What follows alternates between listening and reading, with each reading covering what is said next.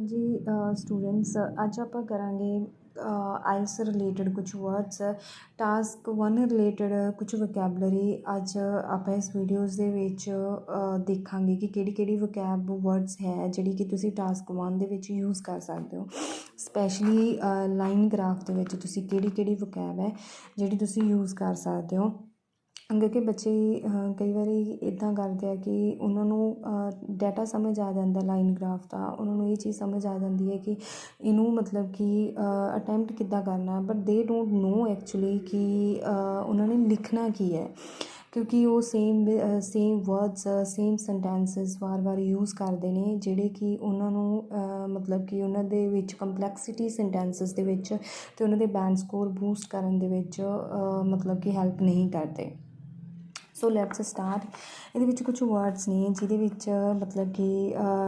Lines ਦੇ according ਜੋ ਕਿ ਜਿਸ ਤਰੀਕੇ ਨਾਲ ਲਾਈਨ ਗ੍ਰਾਫ ਜਿਹੜਾ ਹੈਗਾ ਉਹ ਡਿਕਰੀਜ਼ ਇਨਕਰੀਜ਼ ਕਰਦਾ ਤਾਂ ਉਹਦੇ ਨਾਲ ਆਪਾਂ ਐਡਵਰਬਸ ਕਿੱਦਾਂ ਦੇ ਯੂਜ਼ ਕਰ ਸਕਦੇ ਹਾਂ ਉਹਦੇ ਨਾਲ ਆਪਾਂ ਕਿੱਦਾਂ ਦੇ ਐਡਜੈਕਟਿਵਸ ਯੂਜ਼ ਕਰ ਸਕਦੇ ਹਾਂ ਜਿਹਦੇ ਨਾਲ ਤੁਹਾਡੀ ਜਿਹੜੀ ਸੈਂਟੈਂਸ ਵੇਰੀਏਸ਼ਨ ਆਊਗੀ ਅਤੇ ਤੁਸੀਂ ਈਜ਼ੀਲੀ ਬੈਂਡ ਸਕੋਰ ਬੂਸਟ ਕਰ ਸਕਦੇ ਹੋ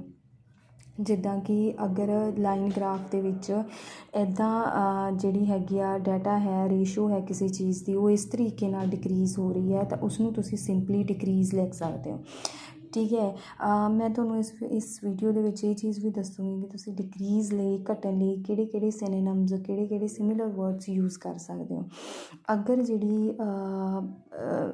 ਰੇਸ਼ੋ ਹੈ ਉਹ ਇਸ ਤਰੀਕੇ ਨਾਲ ਸਲੋਲੀ ਡਿਕਰੀਜ਼ ਹੋ ਰਹੀ ਹੈ ਤਾਂ ਤੁਸੀਂ ਇਹਦੇ ਨਾਲ ਐਡਜੈਕਟਿਵ ਯੂਜ਼ ਕਰ ਸਕਦੇ ਹੋ ਗ੍ਰੈਜੂਅਲ ਡਿਕਰੀਜ਼ ਅਤੇ ਇਹਨੂੰ noun as a noun use ਕਰ ਸਕਦੇ ਹੋ ਗ੍ਰੈਜੂਅਲ ਡਿਕਰੀਜ਼ ਕਹਿ ਕੇ ਠੀਕ ਹੈ ਨੈਕਸਟ ਹੈ ਜਿੱਦਾਂ ਕਿ ਅਗਰ ਜਿਹੜੀ ਰੇਸ਼ੋ ਹੈ ਉਹ ਸਟੇਬਲ ਰਹਿੰਦੀ ਆ ਤਾਂ ਇਸਨੂੰ ਤੁਸੀਂ ਕੀ ਯੂਜ਼ ਕਰ ਸਕਦੇ ਹੋ ਇਸਨੂੰ ਤੁਸੀਂ ਕਹਿ ਸਕਦੇ ਹੋ ਸਟੀਡੀਨੈਸ ਜਾਂ ਕਹਿ ਸਕਦੇ ਹੋ ਸਟੈਂਡੇਬਿਲਿਟੀ ਇਹਦੇ ਨਾਲ ਜਿਹੜੀ ਤੁਹਾਡੀ ਮਤਲਬ ਕਿ ਰੇਸ਼ੋ ਹੈ ਅਗਰ ਉਹ ਸਟੈਂਡ ਹੈ ਸਟੇਬਲ ਹੈ ਤਾਂ ਤੁਸੀਂ ਇਹਦੇ ਲਈ ਸਟੈਂਡੇਬਿਲਿਟੀ ਨਾਊਨ ਐਂਡ ਸਟੀਡੀਨੈਸ ਨਾਊਨ ਜਿਹੜਾ ਹੈਗਾ ਉਹ ਯੂਜ਼ ਕਰ ਸਕਦੇ ਹੋ ਅਗਰ ਇਸ ਤਰੀਕੇ ਨਾਲ ਇਨਕਰੀਜ਼ ਹੋ ਰਹੀ ਹੈ ਰੇਸ਼ੋ ਲਾਈਨ ਗ੍ਰਾਫ ਦੇ ਵਿੱਚ ਤਾਂ ਉਹਨੂੰ ਤੁਸੀਂ ਸਿੰਪਲੀ ਇਨਕਰੀਜ਼ ਕਹਿ ਸਕਦੇ ਹੋ ਉਹਦੇ ਨਾਲ ਤੁਹਾਨੂੰ ਕੋਈ ਵੀ ਐਡਜੈਕਟਿਵ ਬਣਾਉਣ ਦੀ ਹੋਰ ਲਾਉਣ ਦੀ ਜ਼ਰੂਰਤ ਨਹੀਂ ਹੈ ਅਗਰ ਇਸ ਤਰੀਕੇ ਨਾਲ ਸਲੋਲੀ ਫਲਕਚੁਏਟ ਕਰਦੀ ਇਨਕਰੀਜ਼ ਕਰਦੀ ਹੈ ਤਾਂ ਤੁਸੀਂ ਇਸ ਨੂੰ ਗ੍ਰੈਜੂਅਲ ਇਨਕਰੀਜ਼ ਬੋਲ ਸਕਦੇ ਹੋ ਅਗਰ ਇਸ ਤਰੀਕੇ ਨਾਲ ਬਹੁਤ ਜੋ ਸੀਗੀ ਬਹੁਤ ਡਾਊਨ ਸੀ ਬਟ ਉਹਦੇ ਨਾਲ ਇੱਕਦਮ ਇਨਕਰੀਜ਼ ਹੋ ਜਾਂਦੀ ਹੈ ਰੇਸ਼ੋ ਤਾਂ ਉਸਨੂੰ ਤੁਸੀਂ ਰੈਪਿਡ ਇਨਕਰੀਜ਼ ਬੋਲ ਸਕਦੇ ਹੋ ਕਿ ਜਿਹੜੀ ਰੇਸ਼ੋ ਹੈ ਉਹ ਰੈਪਿਡਲੀ ਇਨਕਰੀਜ਼ ਹੋਈ ਐਂਡ ਅਗਰ ਕੋਈ ਚੀਜ਼ ਮਤਲਬ ਕਿ ਇਨਕਰੀਜ਼ਡ ਸੀਗੀ ਆਲਰੇਡੀ ਐਟ ਦੀ ਟੋਪ ਸੀਗੀ ਐਂਡ ਉਹ ਇੱਕਦਮ ਡਾਊਨ ਜਾਂਦੀ ਹੈ ਤਾਂ ਤੁਸੀਂ ਉਸਨੂੰ ਰੈਪਿਡ ਡਿਕਰੀਜ਼ ਬੋਲ ਸਕਦੇ ਹੋ ਐਂਡ ਅਗਰ ਉਹ ਫਲਕਚੁਏਟ ਕਰਦੀ ਹੈ ਇਸ ਤਰੀਕੇ ਨਾਲ ਬਿਲਕੁਲ ਸਟ੍ਰੇਟ ਵਿਦਾਊਟ ਐਨੀ ਫਲਕਚੁਏਸ਼ਨ ਮਤਲਬ ਉਹ ਅਪ ਡਾਊਨ ਕਰਦੀ ਹੈ ਨਾਟ ਫਲਕਚੁਏਟ ਅਪ ਡਾਊਨ ਕਰਦੀ ਹੈ ਤਾਂ ਤੁਸੀਂ ਉਸਨੂੰ ਕੀ ਕਹਿ ਸਕਦੇ ਹੋ ਰੈਪਿਡ ਚੇਂਜਸ ਮਤਲਬ ਬਹੁਤ ਜਲਦੀ ਨਾਲ ਚੇਂਜਸ ਆਏ ਠੀਕ ਹੈ ਇਸ ਤਰੀਕੇ ਨਾਲ ਤੁਸੀਂ ਇਸਨੂੰ ਮਤਲਬ ਕਿ ਜਿਹੜੀ ਰੇਸ਼ੋ ਹੈ ਅਗਰ ਵੱਧਦੀ ਹੈ ਘਟਦੀ ਹੈ ਗ੍ਰੈਜੂਅਲ ਡਿਕਰੀਜ਼ ਹੁੰਦਾ ਗ੍ਰੈਜੂਅਲ ਇਨਕਰੀਜ਼ ਹੁੰਦਾ ਸਟਡੀਨੈਸ ਹੈ ਤਾਂ ਉਸ ਲਈ ਤੁਸੀਂ ਇਹ ਵਾਲੇ ਵਰਡਸ ਨਾਊਨਸ ਹੈਗੇ ਜਿਹੜੇ ਉਹ ਯੂਜ਼ ਕਰ ਸਕਦੇ ਹੋ ਜਿੱਦਾਂ ਕਿ ਇਹਦੇ ਵਿੱਚ ਮੈਂ ਕੁਝ ਐਗਜ਼ਾਮਪਲਸ ਸੈੱਟ ਕੀਤੀਆਂ ਨੇ ਅਗਰ ਜਿਹੜੀ ਮਤਲਬ ਕਿ ਵਰਡ ਹੈਗਾ ਇੱਕ downward trend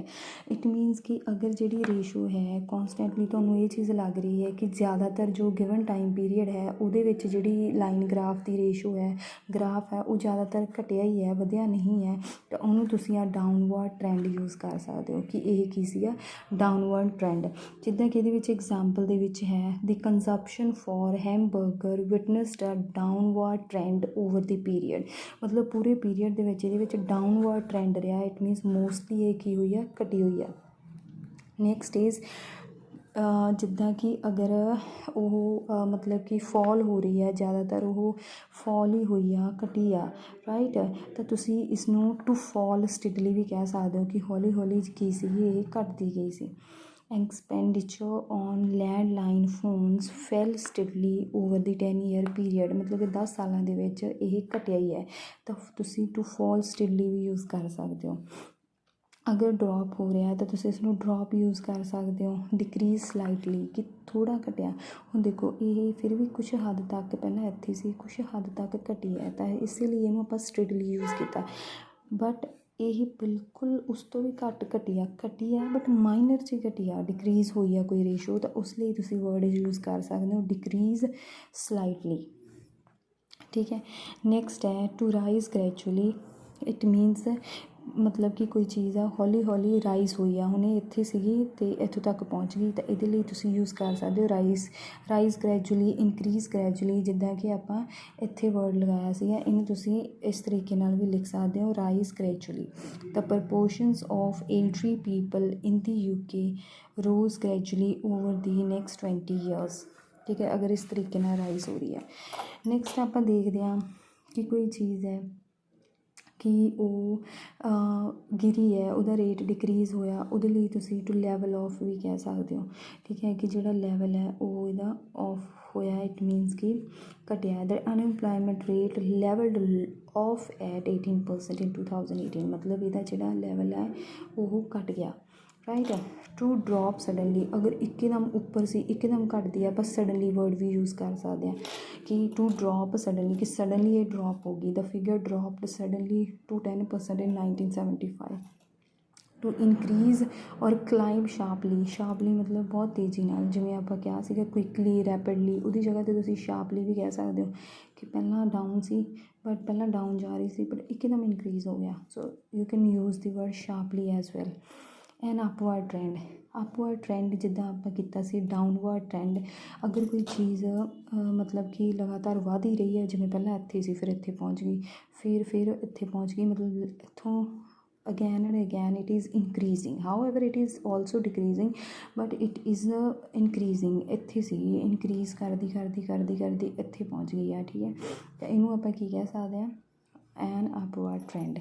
There was an upward trend in the number of people using the internet between 1995 and 2005। it's a noun, ਅਗਰ ਤੁਸੀਂ noun ਨਾਲ ਰਿਲੇਟਡ ਸੈਂਟੈਂਸ ਬਣਾਉਣਾ ਤੁਸੀਂ an upward trend word use ਕਰ ਸਕਦੇ ਹੋ। ਸੋ ਇਸ ਤਰ੍ਹਾਂ ਇਹ ਜਿਹੜੇ ਵਰਡਸ ਹੈਗੇ ਆ ਇਹ ਤੁਸੀਂ ਆਪਣੀ ਰਾਈਟਿੰਗ ਟਾਸਕ 1 ਵਿੱਚ ਸਪੈਸ਼ਲੀ ਜਦੋਂ ਤੁਸੀਂ ਲਾਈਨ ਗ੍ਰਾਫ ਲਿਖਣਾ ਹੈ ਤਾਂ ਤੁਸੀਂ ਉਹਦੇ ਵਿੱਚ ਇਹ ਵਰਡਸ ਯੂਜ਼ ਕਰਕੇ ਸੈਪਰੇਟ ਵੇਰੀਏਸ਼ਨ ਦੇ ਨਾਲ ਪ੍ਰੋਪਰ ਵੈਰੀਡ ਸੈਂਟੈਂਸਸ ਬਣਾ ਸਕਦੇ ਹੋ, ਜਿਹਦੇ ਨਾਲ ਤੁਹਾਡੇ ਬੈਂਡ ਸਕੋਰ ਬੂਸਟ ਹੋਣ ਦੇ ਚਾਂਸਸ ਵੱਧ ਜਾਂਦੇ ਆ। So thanks for watching the video. I hope ਤੁਹਾਨੂੰ ਸਮਝ ਆਇਆ ਹੋਵੇਗਾ।